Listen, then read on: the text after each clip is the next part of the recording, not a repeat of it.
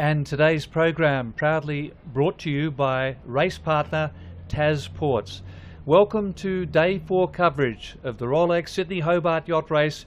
We're coming to you live from the village. 6 boats have now finished. Celestial V70, the last at 5:17 a.m. this morning. On a mill pond, there was no wind at all. Very frustrating for Sam Haynes. 34 have retired and 88 boats are still racing. Well, what a beautiful scene here. The port of Tasmania, Constitution Dock in the background, and alongside me a man who's won the race on handicap twice, 5 times as line honours. Peter Shipway. All the focus now is on the handicap. What's the situation? Yeah, good morning, Gordon. Good morning, everyone. Well, it's getting exciting. I mean, the clubhouse leader is Celestial V70. As you said, he crept across the finishing line this morning. Took them 8 hours from Tasman Island. Cruel Bay, this Storm Bay and the river, but at the moment they are leading by 1 minute and 17 seconds only from Lucky, the big boat from the United States of America. So, as I say, they're the clubhouse leader. But, as we expected, the little boats are flying home. And they're dominating the handicap positions at the moment. But they've still got 200 miles to go. I keep saying still a lot to play up. But the weather forecast looks favourable for them. Northerlies and northeasters today up to 15 to 20 knots. And then tomorrow the same. A late change tomorrow. So if they can get down the Tassie coast, they're at the top end of Tasmania. If they can get down the Tassie coast and into the bay, they could really upset the apple cart and win this race on corrected time. The double-handers, the two-handers are dominating.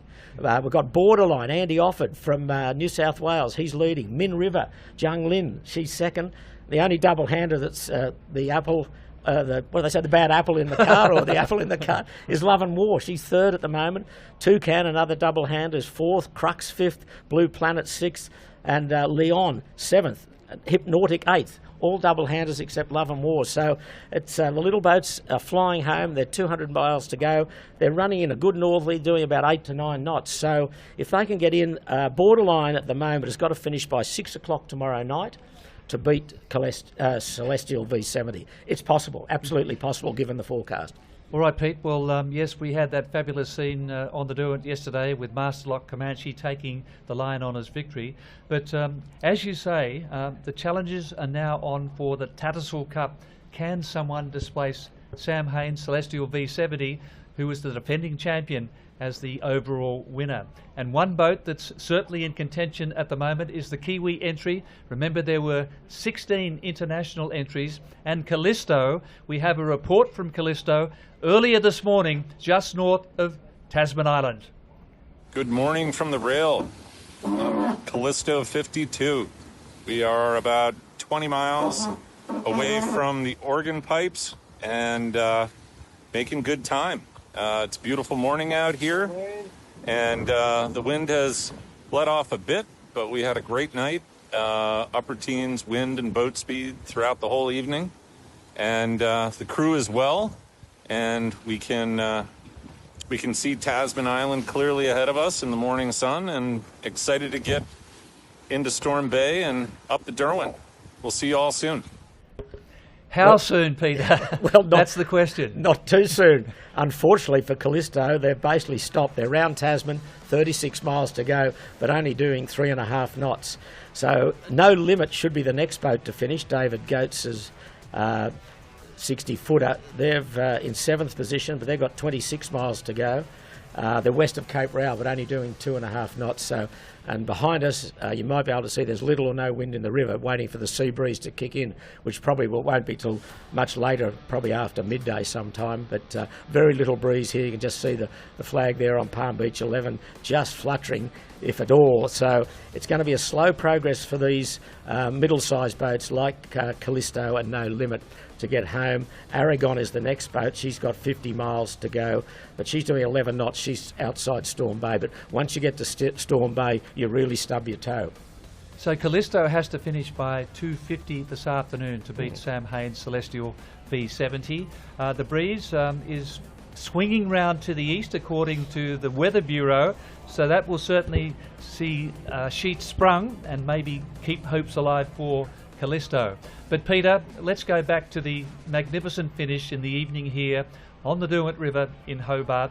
Wonderful scenes, a huge spectator battery, and it was all glory for Master Lock Comanche and this finishing package put together by Russell Petterwood from Hype Productions.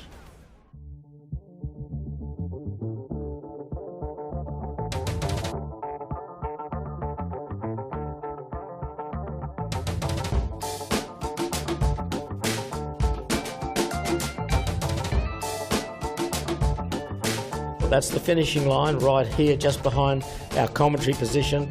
It's a beautiful day here in Hobart. Big crowds gathering around the dock to welcome Master Lock Comanche home.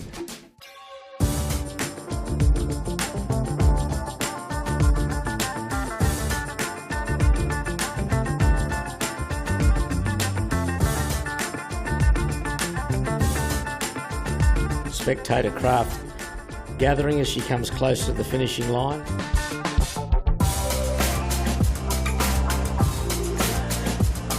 And amazing scenes as we look from the eastern shore of the Derwent River.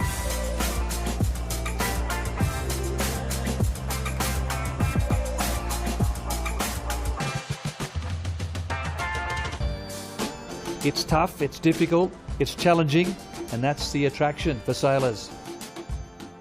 You can see Master Lock Comanche here. That's the twin rudders. That's the windward rudder almost out of the water there. She's got plenty of pressure. She's dropped the staysail, the orange sail at the front.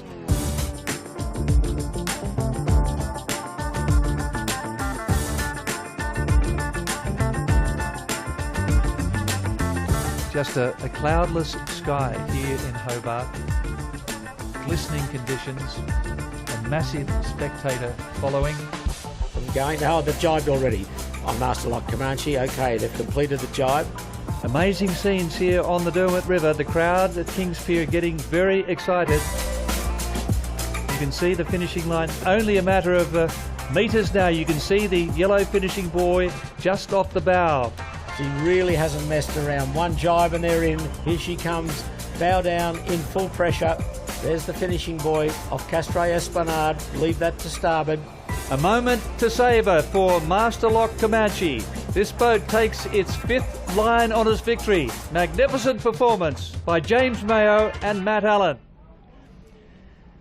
Yes, certainly redemption time, Pete, after the withdrawal last year on the first night. That was a heartbreak for them, and they did the job, and they did it seamlessly, it seems.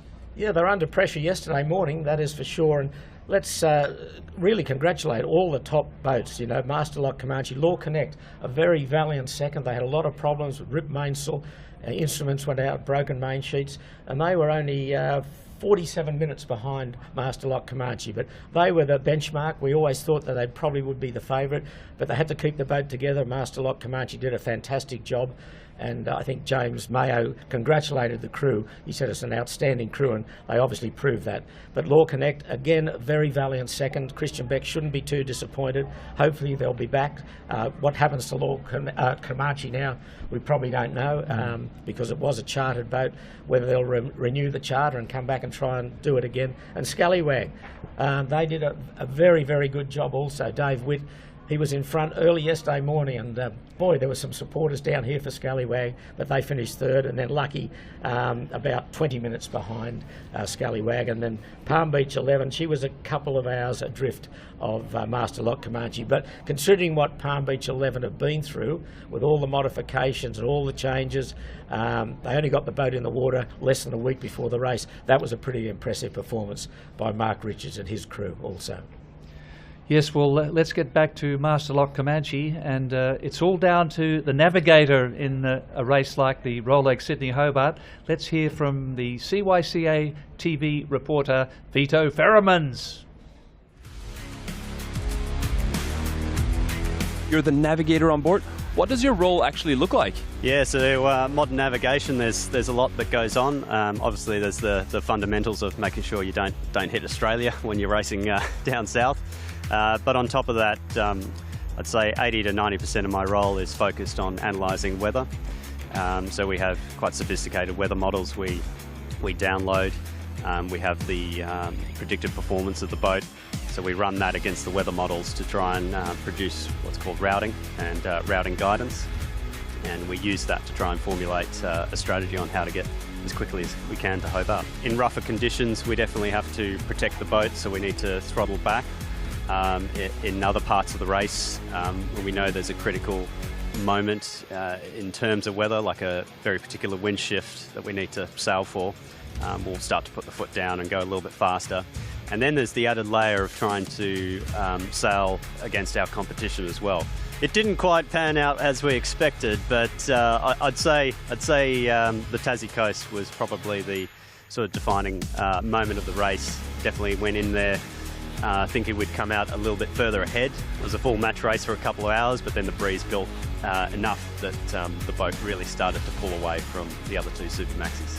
I don't think I've had a better run from Tasman Island to the finish.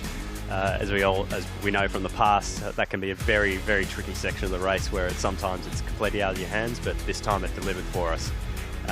Yeah, we were a little bit nervous, but then when we started to build some confidence in the conditions and the modelling, and we started to see that actually on the water, we knew we were going to have a very nice sort of sea breeze all the way across Storm Bay, and flat water, high teens in terms of wind speed. The boat just loves those conditions, so we were just able to pull away very quickly from the other boats, and it was a dream run.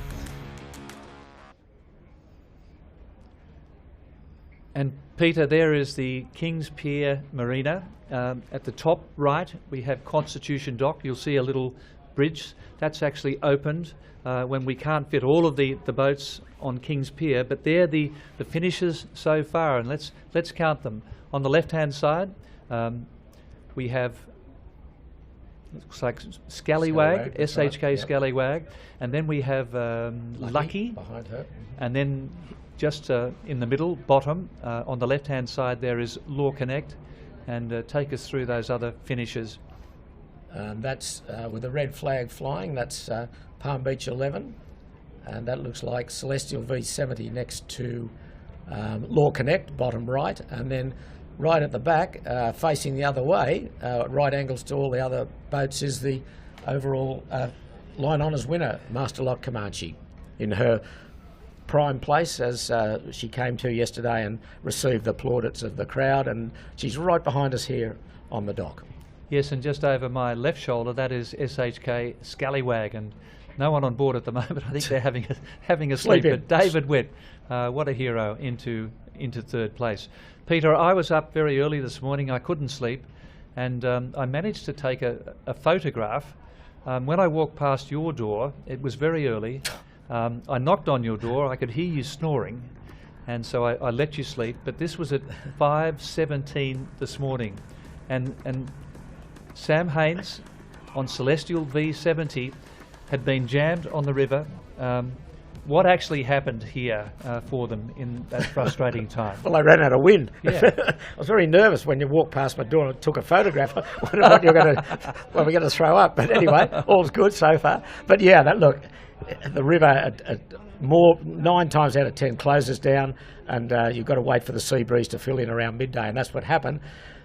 But she got there by 1 minute and 17 seconds to beat Lucky on corrected time, but it was just a mill pond, as you saw from that wonderful photo that you took, Gordon, and that was the scene this morning as dawn was breaking over Hobart and the River Derwent. Not a breath of wind, but so Sam Haynes, an agonising trip on Celestial V70 across Storm Bay from Tasman Island and certainly up the river. Yes, and cameraman Nick Glover from Hype Productions capturing these early morning scenes. I was watching it all from the Grand Chancellor Hotel while you were sleeping, and delighted to get that shot, an award-winning shot, I thought. Just fluked it. Yeah, give yourself a wrap. I'll leave my door open tomorrow. I can take some more shots for early morning. Well, let's hear again now, as we've talked about the navigators, let's hear again from Vito Ferromans. You're joined today by Alex Nolan, navigator on board Celestial V70. We wanted to talk very briefly to you about the weather conditions, specifically in the River Derwent. It's, of course, a very tricky piece of water to navigate. Can you give a bit of insight as to why it is so particularly hard to sail well here? It's got a a few challenges, and especially when you're coming in at night, because the breeze can shut down. Especially when you've had a gradient breeze and then the sea breeze comes along at night time. Once the sea breeze quietens down, nothing really establishes again until you get the warmth of the day. Unless you've got a strong weather system providing wind, the energy comes out and the place quietens down. We had a good breeze. We had a really quiet bit just before Tasman Island, and then picked up some really nice breeze on the other side of Tasman and crossed to the Iron Pot. And then, the Derwent shut down and got really challenging. You grew up in Hobart. Are you getting used to these conditions? Are you sort of the local mastermind of this river by now? I don't know if anyone's a proper mastermind of this place.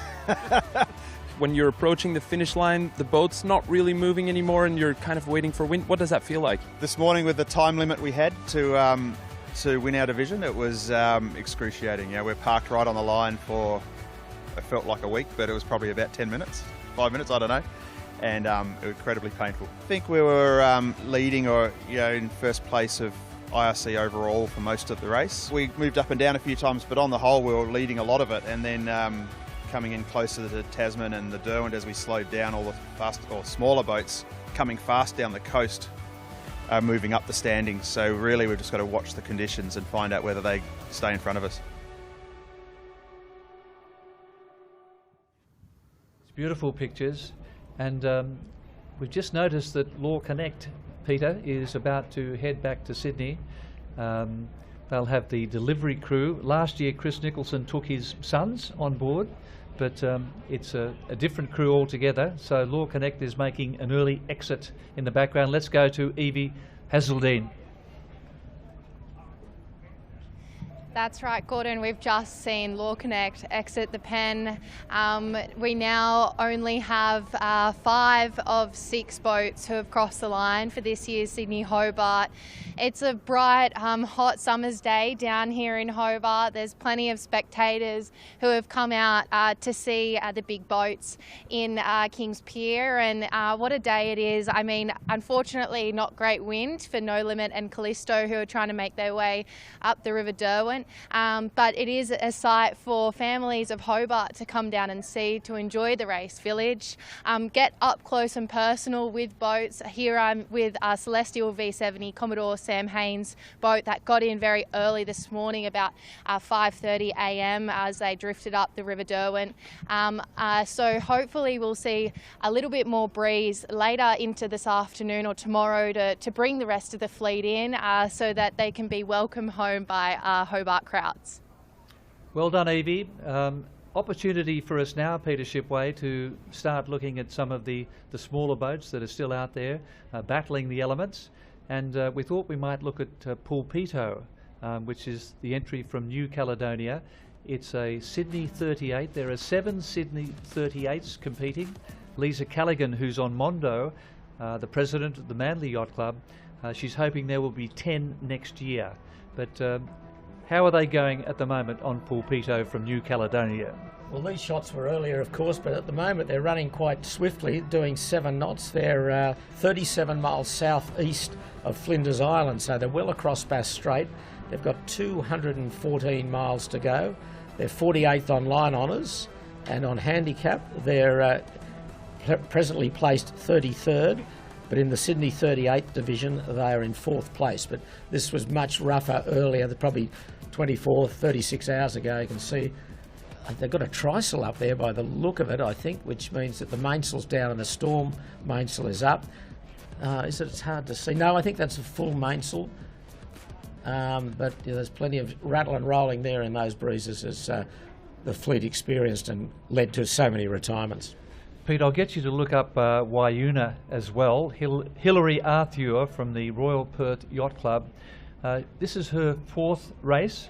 This is a Jeanneau Sunfast 36, the former Kraken, which was launched at the Sydney Boat Show back in 2014. Built that year and then bought by Hilary, who's from Ireland, in 2023. So this is her 4th Rolex Sydney Hobart, and she comes from the Royal Perth Yacht Club, where she was the Sailor of the Year in 2024. How are they going at the moment? 68th on line honours, 234 miles to go. They're well east of Flinders Island, fought by 44 miles. They're doing 9.5 knots. They got steering a course of 208, so they're heading for the Tasman Island at good speed. Let's step on board with Wayuna and Hilary Arthur. Morning, Ashley. Greetings from Wayuna. That's Todd. Andrea's driving. Hey! We have the A2 version 3 up, which is quite amazing. We're all in good form. The cockpit looks like a fishing trawler. From squid and God knows what else. We're thinking of having calamari for lunch. Hope you're well. And Peter, talking of underground objects, it certainly was that was the case for Palm Beach 11 off Green Cape on the first night. They were travelling at 20 knots. We were speaking to Mark Richards, and tell us what's happening here, because they hit an 80-metre fishing net submerged and they came to a sudden halt. Well, you can see what's happening there. They've got the bowman Timmy Wiseman over the side of the boat trying to free it. Boy, it is they're doing no speed at all while they're trying to get this net off. It's and that's incredible. a steel, Peter, that's a steel pot. There were 6 steel pots, Wow. which did a lot of damage beneath the surface to the hull. They were stranded here for about 50 minutes, nearly an hour, which was a huge setback for Palm Beach 11 at that stage. And remember, this is the famous Wild Oats 11. Yeah, well, there's Timmy there trying to, on the side of the boat, in the chair, trying to get this line free of the boat. And he's been with Wild Oats 11 for all its successes from the day it was launched, and he was in the winning Admirals Cup team in 2003, and just a terrific bowman. And boy, that's you don't expect to be doing that. You expect to be doing a lot of things, but not going over the side to free, that sort of thing. But that happens, doesn't it, sadly? Yep. And I think Innishook, early on, they tangled with a fishing line too and couldn't remove it off the rudder, had to retire. Yeah. Well, Mark Richards, I know he's hit sharks and sunfish yeah. in past years. That's right. But that was quite a nasty obstacle, because it had been submerged for a long time. There are lots of barnacles apparently, but that certainly put them out of contention. Yeah, well, one year we, with Wild Oats 11, we got a shark entangled, as you said, around the rudder, and we're wondering why we were slow, and then we dropped that headsails and backed off with the mainsail, and then we saw this massive shark come out from behind the boat. It had been entangled around the rudder, and freed it, and then we got back to normal speed. But they're out there, the fishing lines and the fishes, no, not such a word, and the fish. So, pardon my English. All right, let's have a look at another boat now. It's a tow cutter, Kraken Sails tow cutter, and yeah, let's see how they're faring. We'll get an update after this report from Peter Shipway. The first few days were pretty rough. I made a terrible call as a navigator right out of the heads, which put us offshore and in really, really bad currents. So watching the fleet slip away from us, knowing that you've got 2 days of bad wind angles for your kind of boat, was absolutely heartbreaking. And so I'm pretty proud to say that we sailed a good couple of days after that and slowly clawed back the fleet, including some of the longer boats, which is always hard to do when you're the little guy, but that's absolutely a credit to everyone else on the crew that kept working at it. Finally have seen the wind swing around to our kind of angles, and we had a good night, and we've just clawing the fleet in.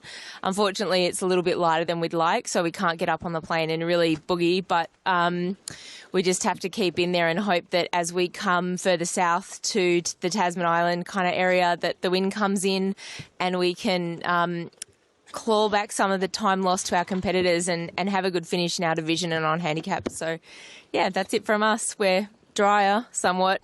Ryan's been cleaning out the pantry of wet food, and we're having a great time. Yes, well, it's certainly an adventure for the Corinthian sailors as well. And how are they placed, Peter? Well, they're doing pretty well. They're 45th on line honours, but she's one of the interesting boats, this little boat, Kraken Sails tow cutter. She is designed by the owner, Robert Hick, who Robert designed the winner of the 98 Hobart Race, Midnight Rambler. So he's a well-known designer from Melbourne, and this little boat, third Hobart race, they're 45th on line honours at the moment with 209 miles to go. So she's only a tiny little boat, about 33 feet, and as I say, on a third Hobart. We'll be enjoying, as we saw before, her fresh downwind conditions. Yes, well, that's certainly, and admitting there that she made a bad call early on, but recovered. Well, easy to do in tough conditions. Easy to do. You know, it's a navigator's race all the way through, and to get the weather right, those that get it right at top of the leaderboard, those that miss out are probably down a little bit, but it's a hard thing to do. But as she said there, that the breeze is favourable now, is bringing all these little boats scudding home, and if they can hang in there, I just think that a small boat may win the Tattersall Cup, which will be the first time in many, many years, and I think that would be a wonderful thing and give great inspiration to the small boats and certainly the double-handers who are figuring prominently in the top 10. And I spoke this morning to Shane Conley, one of the driving forces of double-hand sailing in Australia, and Shane said the world of double-handed races via WhatsApp and whatever are watching and listening worldwide to how this race is going, and especially cheering on the double-handers. At the moment, there's plenty to cheer about. Yes, certainly, Peter. Just repeating that 6 boats have finished. Celestial V70, the last, just after 5 a.m. 34 boats have retired and 88 are still racing. Callisto is in Storm Bay, the New Zealander, and really battling to get home to beat that deadline. It has to finish at 10-3 to beat Celestial V70 on handicap. But as Peter said, those little boats are well and truly in contention. They've got a lot more time up their sleeve. If I could just say, Gordon, the next boat to finish will be David Gates' No Limit. She's flying along at 1.2 knots. And Callisto, which will be after her, doing 7 knots. So it's slow progress. I don't think Callisto will probably beat Celestial V70's time. It's not going to happen, I don't think so, no. Okay, let's now do a live cross to Evie Hazeldine, and she's with a man who's done 27 Rolex Sydney Hobarts, and he was part of the victorious crew on Masterlock Comanche. We're here with Gordon. He's on the Palm Beach 11. He's done 18 races with Mark Richards. He's been on the original boat, Wild Oats, since 06. And yeah, correct, he's done 27 Hobarts. Shilo, you've done this race a few times now. Yeah. How is this one different to the others? Well, it was a really hard race. Yeah, like solid, I think about almost 2 days going upwind. No one was really enjoying it. If you said you enjoyed that, it's something wrong with you. No, it was, yeah, the last bit coming down the coast was amazing, but yeah, it was tough with obviously we ran into the fishing nets and that we sort of lost probably 10 miles there but it was a hard race, like sitting on the rail, just getting that shocking seaway off the New South Wales coast. It's hard work. Yeah, and you've raced a lot now with Rico Mark Richards, who came up with the great ingenuity to put seafoils on this boat before the race. Yep. Unfortunately, you didn't get to Hobart with them. No. But what do you reply to Rico when he comes to you with these crazy ideas? Oh, it's so cool. It's so good for the sport. I mean, we had one sort of sail off Sydney with them, and it was just unreal. You know, they're super cool. The boat just sits on, 23, 25 knots and just rips along. There's no ups and downs like you'd get on a normal wave, on a normal sail. So they're super cool. They're going to be really good. It's just, I think we've just got to work out how to manage them and get them up, down, store them, but they're the way of the future, I think. Yeah, for sure. Well, I mean, it's not new technology. It's been around for a while, but it's cool. Yeah, it's good. Yeah, and so you didn't get them down to Hobart today this year. Yes. So what was the problem when you did that test sail? Well, there was no problem with them, but it just worked out that this race we just weren't going to use them. So they were just going to sit there. Potentially for the first 2 days they would have caused us problems because we're storing them. There was a potential they could rock around in the boat and break something. So I think it was good seamanship not to use them in the end, and it would have been nice to have them yesterday when we were ripping down the coast, but Yeah, I think it was the right thing to do. I think if we'd taken them, I'm not sure we would have got here. We've Evie, got a question Evie, coming in Evie, from Peter Shipway. Shippers, Evie, can yes. you ask Good to see you, Matt Shippers. how he got his name Lucky, and did he miss me? Shippers is asking, how did you get your name Lucky, and do you miss him? They still call me Lucky, yeah. Well, I got that in '92 when I was doing the America's Cup. I was the only new guy on board. They said I was lucky to be there.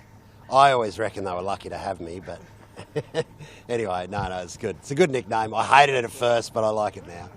Yeah, we've got a bit of action going on behind us as the crew changes the race main. It's for the delivery main. You're going to go back to Sydney in a few days, I hear. Yeah, I think they're going. I'm not going. I've got to fly home to Western Australia, save my marriage. But no, I think the boys are leaving and the girls are leaving tomorrow. Fantastic. I think, or maybe the next day, I'm not sure. Yeah, great. So the end of the 80th Rolex Sydney Hobart for you, completing your 27th Hobart. Thanks for chatting with us. No worries. Thanks for having me. See ya. One of the great characters, He Schiller. didn't miss you. No. What a disappointment. I'm very disappointed. I'll have to talk to him. No, sailed a lot of miles with Matt, and one of the terrific guys of the sport, and a really, really good guy, and a really good guy to go to sea with. Okay, let's now have a look at one of the smaller boats, and I refer to Toucan, who's skippered by Edward Curry Hyde, and also it's one of the double-handers, and Lincoln Dews, also on board, a man who's very versatile. He's a sailor, surf life-saving, paddle boarding, 30 years of age, so there's a nice mix of ages on Toucan. Yeah, welcome on board Toucan. We're up to day, what day are we? What day is it? Day 3. It's Monday. Monday. Welcome back to work. Welcome back to work in Toucan. Got an interesting weekend. Went up wind in 30 with a bit of a rough 2 days to start with. Went up wind in 30 knots for 8, probably 12 hours. 12 hours. 12 hours, yeah. One on Monty jib change. Yeah. But today's looking a little bit better. We've dried out. Flat seas. Flat seas, lovely sea state. And You can see more Flinders east in the Island. wind than was forecast, which is fantastic. Yeah, it's a bit of a toss and bit of an up and down battle with us in Min River. Yep. Strategically we lost out yesterday. We were a bit annoyed at, so it looks like we've got a bit of a compression on them at the moment, which hopefully give us another opportunity. But let me go look at some weather and see where we're going. Hey. Well, you'll see there, Gordon, no one was steering, because with the double-handers they're allowed automatic pilots. So they're free to do the other work, sleep or cook or trim sails, but the automatic pilot was steering the boat. So that's the, not advantage, but that's what the double-handers are allowed to do, have automatic pilots. Just looking over my shoulder, Peter, it's a lovely scene here. Master Lock Comanche, there's a bit of action on board there that maybe they'll be getting things ready for their departure. But it's a beautiful day in Hobart. And it's not lovely if you're trying to get up the river. No, Look, you can there's see not the a breath flags. there. That just waiting for that breeze sea from the breeze north at the moment. and they're Hoping still it goes struggling in more the east. bay. Well, I think it'll get southeast as the day heats up, but that's probably a few hours off. So that's the scene here at King's Pier on day 4 of the Rolex Sydney Hobart. This February, the Cruising Yacht Club of Australia debuts a bold new offshore challenge, the Trans-Tasman Race. Beginning on the 27th of February, the race across the ditch begins with a staggered start on Sydney Harbour. The cannon fires in pursuit style, with yachts starting the race over 3 days. Competitors will then round the northern tip of New Zealand to finish together in Auckland at the Royal New Zealand Yacht Squadron, home of the America's Cup. Competitors will celebrate in style in the City of Sails. Entries close 9th of January 2026. Be part of the Trans-Tasman Yacht Race as a new ocean classic begins. Yes, and Peter, we've mentioned there are 88 boats still racing. 34 have retired and 6 boats have finished, the last being Celestial V70. But here are the retirements. We'll run through them fairly quickly for you. And we see that Koa also had to retire last year on the right-hand side. And let's keep moving through these retirements. There's quite a few of them, 34 indeed. Very sad to see Maritimo Catwitcher, the oldest boat in the race, built in 1904, and also the 100-footer as well.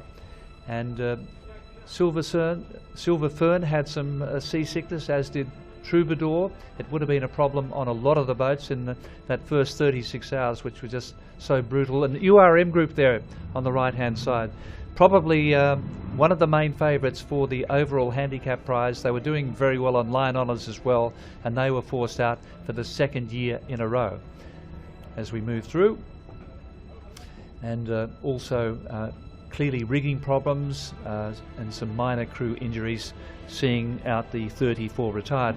But certainly over the last 24 hours, Peter, I don't think we've seen too much action in that area as far as retirements No, thankfully, are concerned. I think the conditions have settled right down now. It's following breezes, reaching breezes, so it's quite pleasant after the hammering they took in the first couple of days. Let's have a look at the line honours graphic then, just to see who's finished and who's leading the way as far as the line honours is concerned. Yeah, well, I think we'll have a look at the graphic as it comes up, Gordon, but I think more importantly probably there's the leaderboard. We've still got only 6 in, as you say. No Limit struggling across the bay. Callisto's in Tasman, round Tasman, and in Storm Bay. Aragon still to get to Tasman, and Smuggler still north of Tasman. They're the top 10, but I think it's going to be a few hours before we see No Limit and Callisto finish. So Peter, take us now to the tracker, and let's see who can really challenge Sam Haynes and Celestial V70 for the Tattersall Cup, the overall handicap prize. This is where we're focusing. You see a whole lot of boats gathered on the northeastern coast of Tasmania, running quite briskly in the northerly breezes, and they've set themselves up pretty nicely on the rum line. That's the straight line, the blue line, direct line really, you see from the start of Sydney to Tasman Island. And there were all the leaders there at the moment, and I keep saying it's a long way to go, 200 plus miles to go. Borderline, Andy Offord and Ian Hoddle are leading, double-hander. Love and War is second, Min River third, Crux, little double-hander, and S&S 34 is fourth, Toucan fifth, double-hander, Blue Planet sixth, double-hander, BNC Mynet Lyon, double-hander is seventh, Verite eighth, double-hander, Hypnotic ninth, double-hander, and 10th the Gaffer, another double-hander.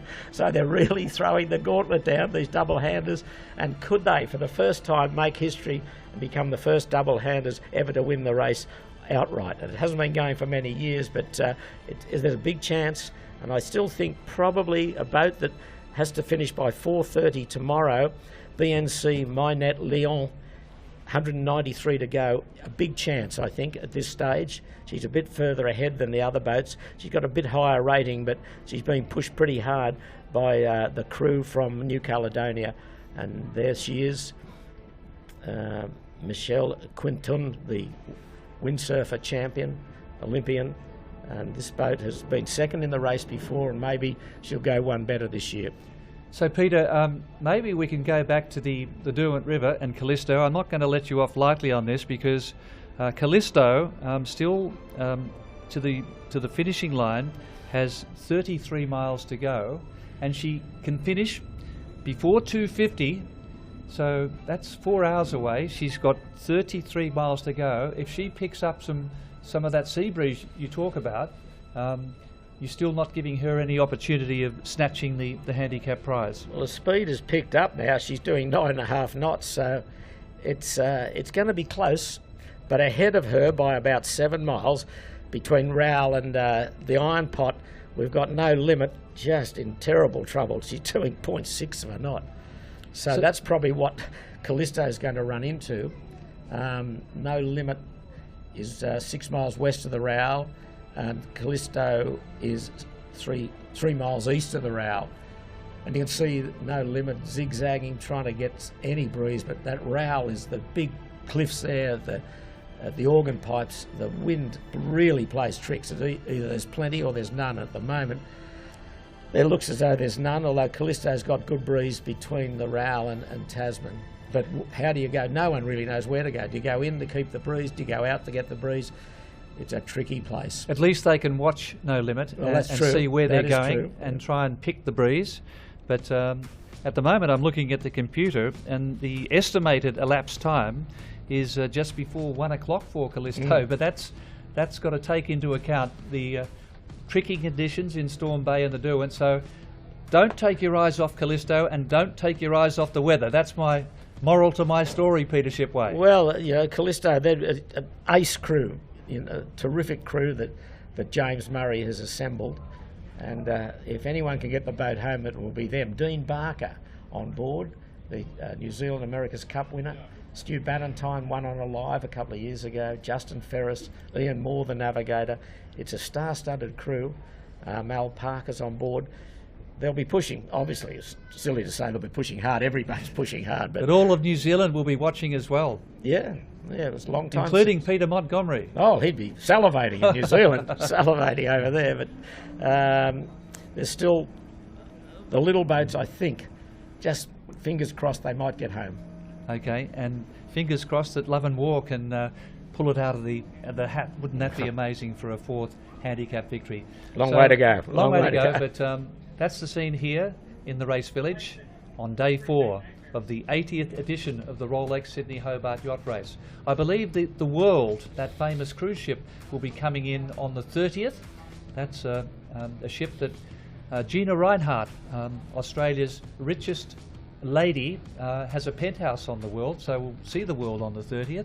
And I know there are a couple of other very interesting people on board because we had a function at the CYC, Peter, before race start, and one of the owners of a penthouse is Jack Nicklaus's son, Steve, and also the great American golfer Ray Floyd, who won 2 Masters, a US PGA and a US Open. So we might get a chance to interview some famous golfers towards the end of the race, if things are a little bit quiet here. But thank you very much again today. Any final comment? How do you get on board the World? Do you got an apartment there? I couldn't afford an apartment, but we could probably arrange a guided tour. Yeah, no, that would be amazing. And a free drink, yeah. Anyway, look forward to greeting them when they get to Hobart. But no, it's going to be an exciting 24 hours, that's for sure, as we count down to try and ascertain who's going to win the Tattersall Cup. All right, on behalf of Peter Shipway, we'll sign off here, and also on behalf of our race partner, Tas Ports. It's been a very interesting morning, a lot of intrigue involved now. Only 6 boats have finished, and all eyes on Callisto and the weather. We'll be back at 4 o'clock, if not earlier, if the breeze picks up for Callisto.